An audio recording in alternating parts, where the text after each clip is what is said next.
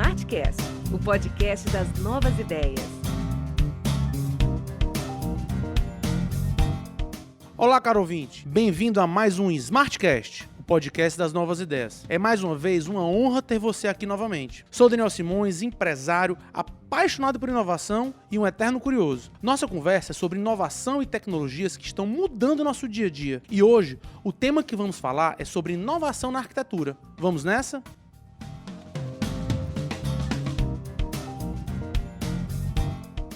Na arquitetura, beleza e funcionalidade caminham de mãos dadas, principalmente na atualidade, em que os ambientes são desenhados para atender às necessidades das pessoas e promover a qualidade de vida, tanto individual quanto coletivamente. Os projetos se adequam à sociedade em constante transformação e que passa a valorizar a eficiência no emprego de recursos e da tecnologia, e o uso responsável de materiais, para que o impacto sobre a cidade e o meio ambiente seja o menor possível. No centro de toda essa mudança, e que reflete todo o desenvolvimento de projetos, estão os novos modelos de família e estilos de vida que primam por mais praticidade. Ou seja, pessoas que valorizam tudo que concilie com perfeição, funcionalidade, economia e estética. A palavra de ordem se torna, portanto, inovação com reflexo sobre a administração de recursos, seja materiais ou humanos, e metodologias bem-sucedidas de gerenciamento de projetos, como o BIM, por exemplo. E é sobre a relação entre arquitetura e inovação que falaremos no programa de hoje. Para conversar com a gente, eu recebo o arquiteto e urbanista Gustavo Bruno, graduado pela Universidade de Fortaleza. Gustavo é cofundador da XP Brasil, um dos escritórios pioneiros na adoção do BIM em Fortaleza e que vem revolucionando o mercado com sua proposta de eficiência de tempo, dinheiro e espaço, com seus projetos de apartamentos inteligentes. Tudo bom, Gustavo? Tudo ótimo, Daniel. Vamos bater esse papo. Gustavo, deixa eu te fazer uma pergunta. Atualmente, o que a gente pode chamar, o que é inovação na arquitetura? A inovação, ela entra no momento em que a gente enxerga o essencial. Porque enxergar o essencial talvez seja o mais difícil, né? Buscar atender na realidade o que os nossos clientes estão buscando, entender a realidade das pessoas.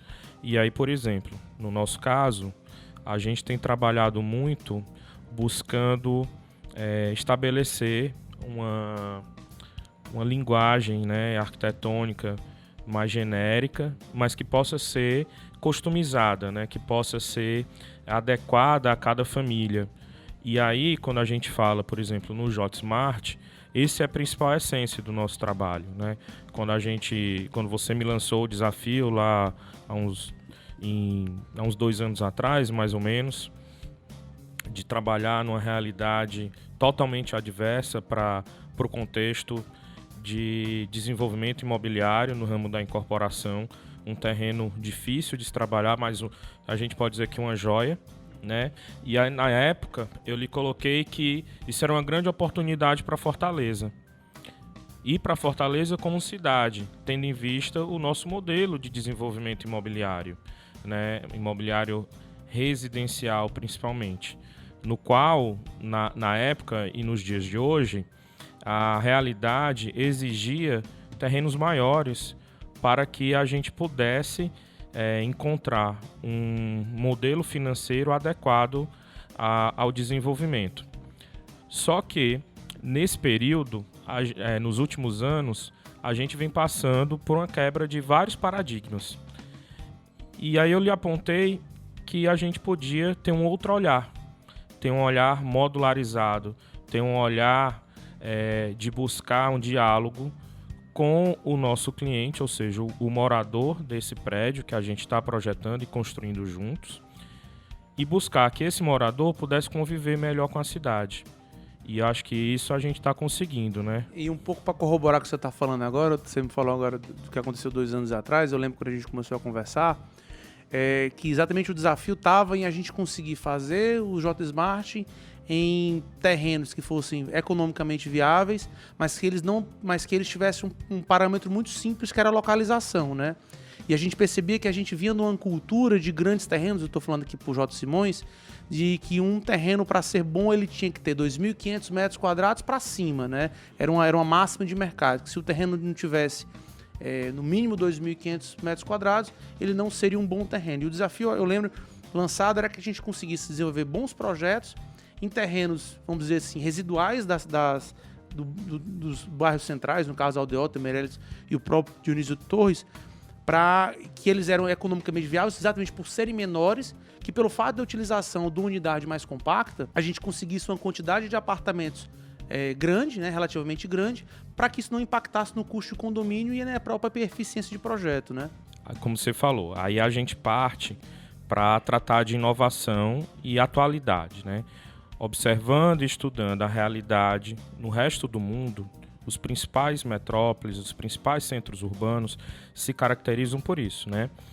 Você tem o valor da terra na área central de forma mais elevada, o que inviabiliza muitas vezes a promoção da residência, né? Favorecendo normalmente o uso comercial, porque ele gera um potencial de ganho maior, vamos colocar assim, do que a residência, né? Porque você ofere renda em função disso.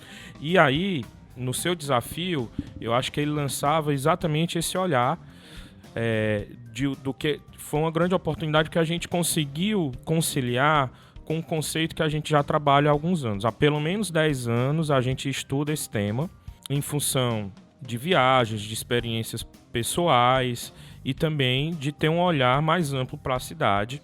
E a gente começou a estudar a temática da densidade urbana. O que é melhor para a cidade?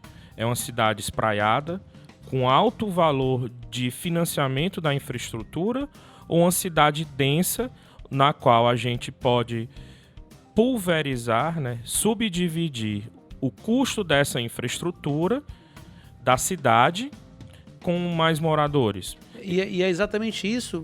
Outro princípio. Outro princípio que você corroborando o que você está falando, que é um dos princípios que fez a própria Prefeitura de Fortaleza mudar a legislação para permitir esse tipo de projeto. Para quem não sabe, a Prefeitura até o final de 2018, ela tinha, principalmente para a Aldeota, um índice, né, que era a fração do lote, que ela limitava a quantidade de apartamentos por terreno. Então, você dividia, no caso da Aldeota, a metragem do terreno por 30 e você tinha um máximo de unidades independentemente do índice. Então, vamos dizer, um terreno, por exemplo, de 3 mil metros quadrados, dividido por 30, você podia fazer no máximo 100 apartamentos.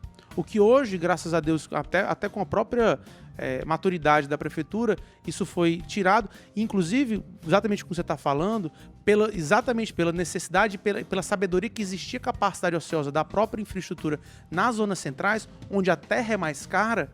E o engraçado é que nas nossas conversas, inclusive com a secretaria, ficou muito claro que existiam vários terrenos, né, ociosos na cidade que ele não tinham o seu objeto social. A função social cumprida. Social dele. Eles eram terrenos basicamente baldios, abandonados muitas vezes, casas às vezes que não estão pagando IPTU, não tinham... Daniel, não conta o segredo não, Daniel. Mas isso na verdade ele tem um efeito na minha cabeça muito positivo para a cidade, porque a gente começa a dar uso às vezes à ociosidade, e é uma palavra que a gente fala muito, que é a ineficiência. Então, se as cidades começam a ser mais eficientes, elas possam gerar, inclusive, mais habitabilidade e mais riqueza, né? Com certeza. A lógica é exatamente essa. Então, observando essas tendências, a gente consegue, né, trazer para a nossa realidade, tentar adaptar a nossa realidade aos nossos costumes, uma leitura do morar, né? Por exemplo, existem unidades, e algum tempo atrás virou moda no Brasil, na verdade virou manchete no Brasil, um apartamento de 10 metros quadrados. Mas eu e você sabemos que o apartamento de 10 metros quadrados, ele tem sua modularidade, é possível morar, mas ele tem um fim específico. Nós, como estamos buscando entender melhor o nosso cliente e oferecer um produto de qualidade, a gente tem pensado, em vez de nichar os projetos, na verdade transformar os prédios, vamos dizer, quase que é até um conceito modernista, né? Talvez um dos que são eficientes, que é a planta livre, né? É a capacidade da gente poder modularizar e ter flexibilidade, flexibilidade e eficiência dos espaços. E lembrando agora aqui, eu te faço outra pergunta, aí também me tira um pouco dessa análise, uma análise mais generalista.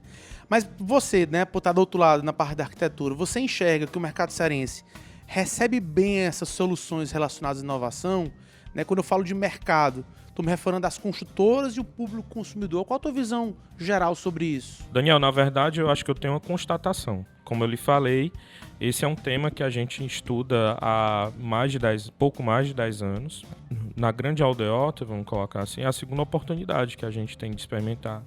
E a J. Simões, eu posso falar que, na sua pessoa, vocês acreditaram.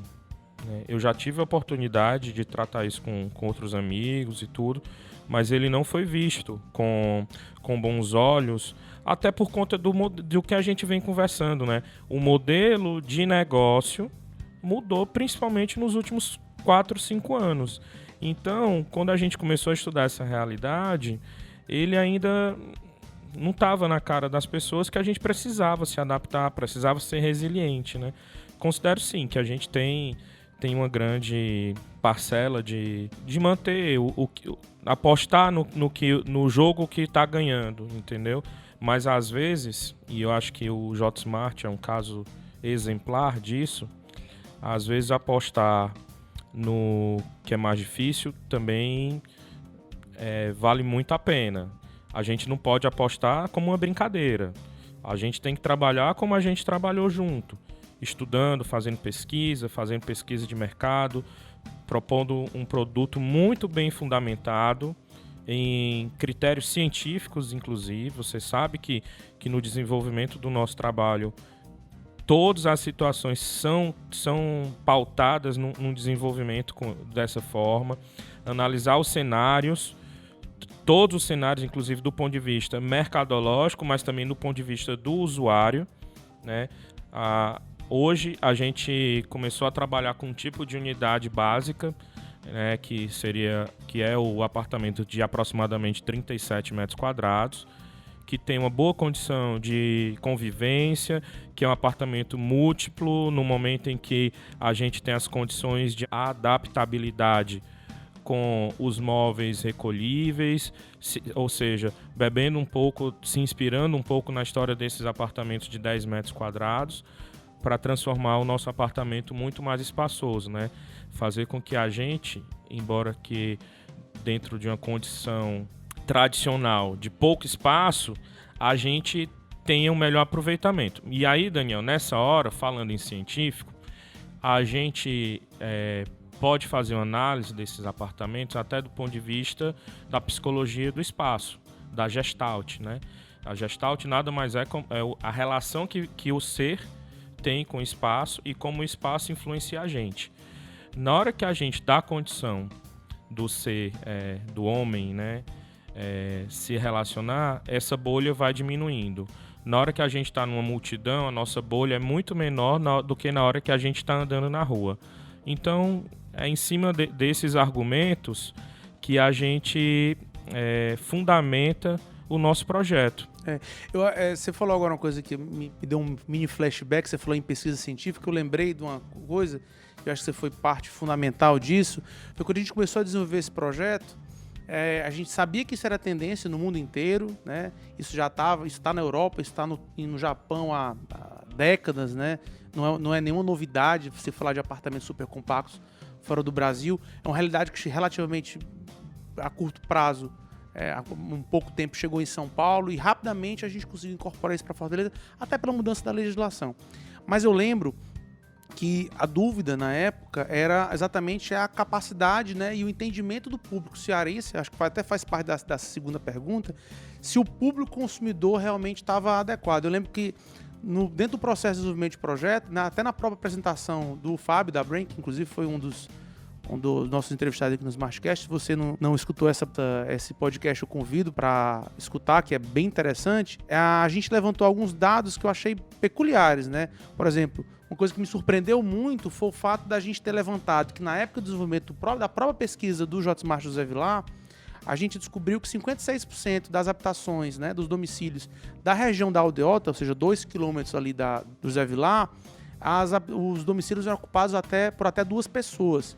E 67%, ou seja, 2/3 deles ocupados por 3. Eu lembro que a gente batia muito sobre isso. Eu digo, Gustavo, será que a gente passou aqui 20 anos, 30 anos fazendo projeto? Porque muito se falava, né? Isso é um produto de nicho, isso é um produto para solteiro, isso é um produto para quem? Eu digo, Gustavo, será que a gente não tá fazendo o inverso? Será que a gente não passou, foi 20 anos fazendo produto de nicho, focado naqueles outros 67? Né? Será que a gente passou tantos anos fazendo produto para 30 e tantos % da população?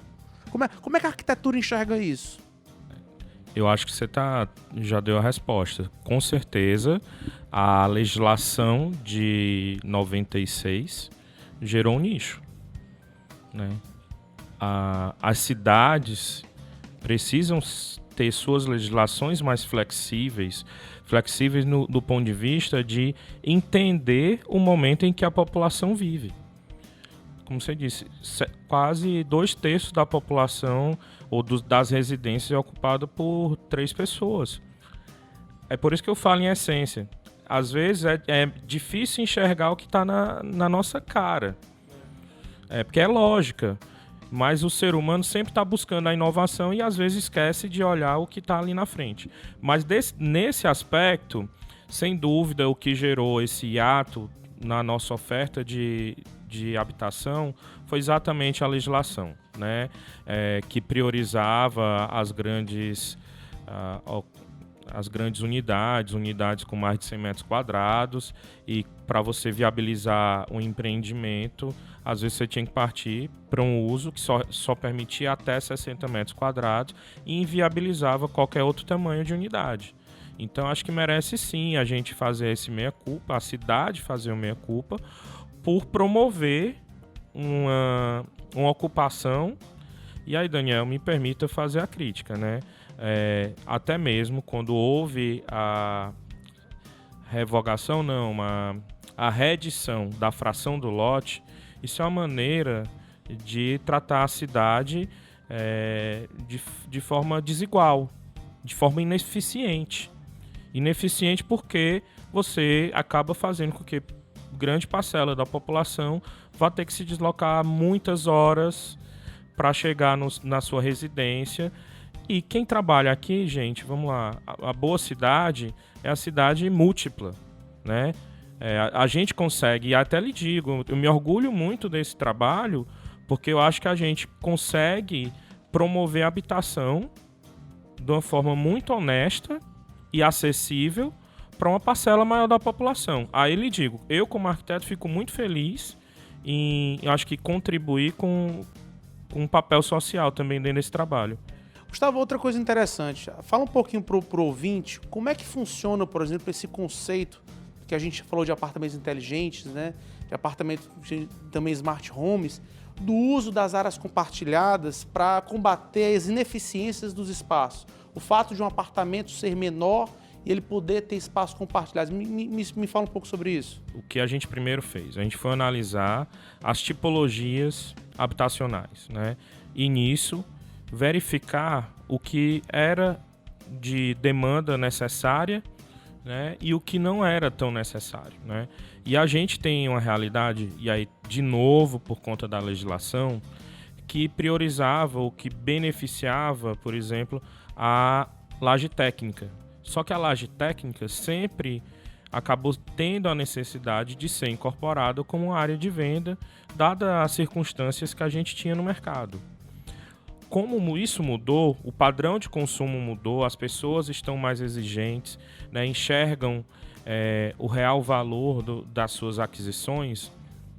De novo, a gente começou a trabalhar, né, e buscar, por exemplo, retirar a área do ar-condicionado, que estava ocupando uma área de venda, uma área que poderia ser transformada em área de uso real do proprietário para uma área de uso coletivo, né? Com isso, a gente consegue, por exemplo, oferecer mais área de uso efetivo ao proprietário final, ao usuário final, de forma que, na minha leitura, o custo do metro quadrado é mais eficiente.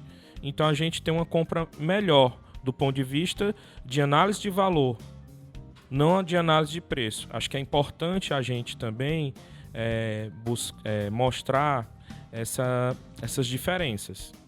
O que sempre a gente está buscando dentro do JotSmart, dentro dos apartamentos eficientes, é oferecer espaços eficientes com qualidade, buscando retirar o que desculpe a expressão, penduricalho. E deixa eu te fazer uma pergunta também.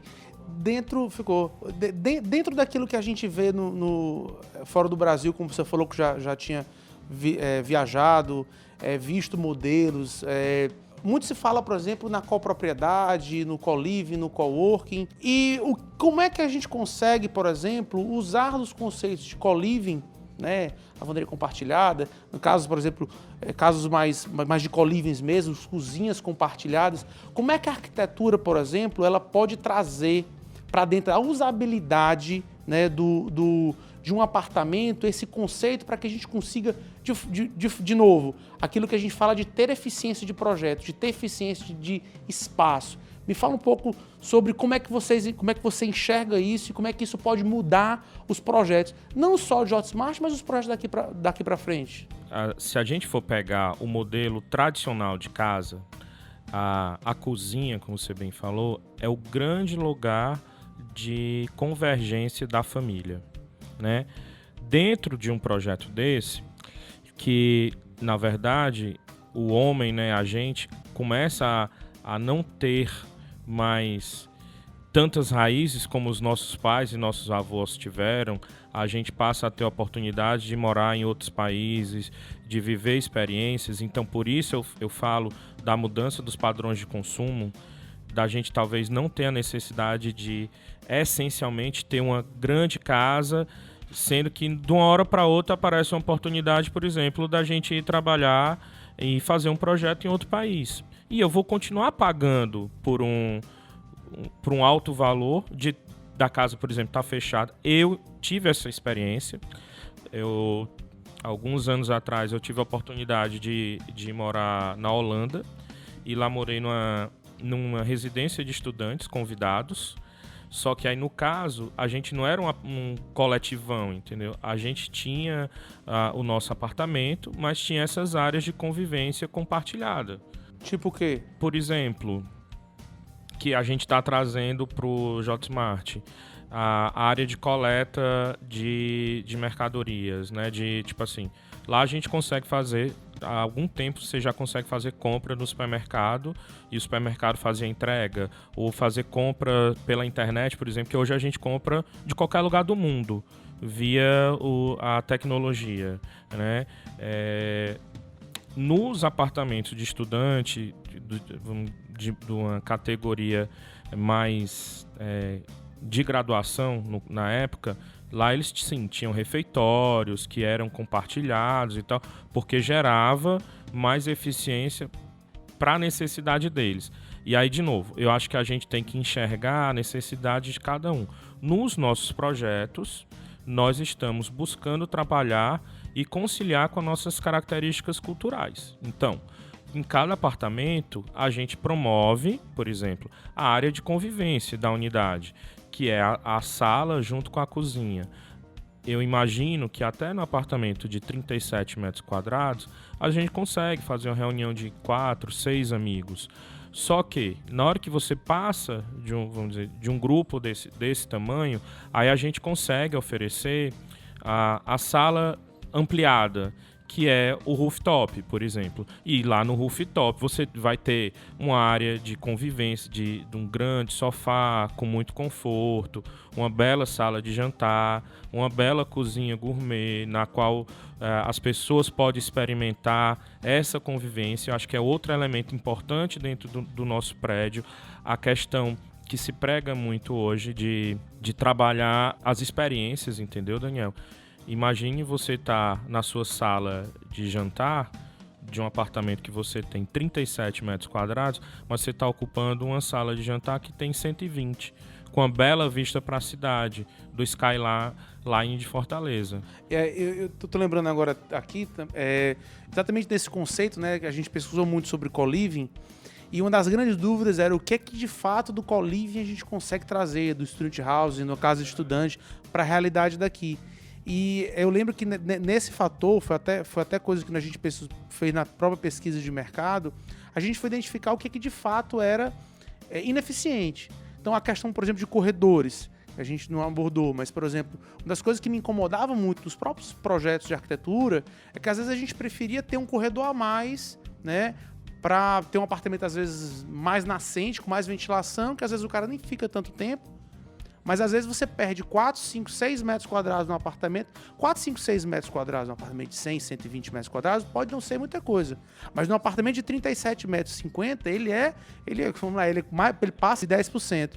E aí uma coisa interessante é como é que a gente consegue utilizar desses conceitos para poder usar do compartilhamento, né, do conceito de economia compartilhada para poder fazer, no caso, lavanderia compartilhada, o próprio terraço gourmet, que seria, vamos dizer assim, um substituto da própria da famosa varanda gourmet, né, que foi moda, né, nos últimos 10 anos, o próprio Sky Lounge, que deixa como um substituto da própria sala, que num apartamento de 37 metros quadrados, às vezes você faz ele basicamente com um apartamento que ele é só habitação, né? E eu acho interessante como esse projeto vem se desenvolvendo, e para quem vem acompanhando desde o começo, ele teve a curva de aprendizado dele, e eu vivo dizendo que ele continua sempre inovando, porque ele é literalmente um software de código aberto. Ele está literalmente o tempo todo sofrendo atualizações e melhorias. E quem contribui com a gente são os usuários, né? Com certeza. A respeito disso, Daniel, o que a gente tem buscado, vamos lá, por exemplo, retirar parede de onde não precisa ter parede, né? Deixar os espaços realmente mais abertos, bem iluminados, arejados, ou seja, tirar do meio ambiente o que o homem precisa, né? Buscar ter o melhor conforto. E aí nessa hora que você fala aí tento te responder isso na hora que você fala dos corredores, realmente para deixar o apartamento bem eficiente, né? A gente, sem dúvida, tem uma grande oportunidade nesses projetos de experimentar novos modelos aí de convivência, né? E como você fala que é um desafio do código aberto e tudo, acho que o nosso principal desafio agora é pensar o nosso próximo passo, né? Eu acho que é uma realidade. A gente já enxergou uma grande parcela aí da população, pelo que a gente tem ouvido, do sucesso de vendas que você tem me falado, mas a gente tem muito pano para manga ainda para trabalhar. Com certeza. E muitas ideias. Isso. E acho que isso aqui vale, acho que outros Smartcast para a gente conversar, esclarecer e investigar. Eu acho que agora a nossa palavra de ordem aí para inovar é investigar e escutar o nosso cliente. Show de bola. Gustavo, queria agradecer sua presença hoje nesse nosso primeiro Smartcast. Tá Obrigado, certo? Daniel. E eu queria agradecer a quem está nos ouvindo e falar que o Smartcast, o podcast das novas ideias, fica por aqui. Se você gostou do que ouviu e quer continuar a conversar conosco, entre em contato pelo e-mail smartcast@jsmart.com.br ou através do site jsmart.com.br/smartcast. A gente quer saber o que você achou desse conteúdo, se tem sugestões de melhoria ou pautas para que a gente possa chamar outras pessoas para participar. Esse espaço aqui é seu, seja sempre muito bem-vindo e até a próxima.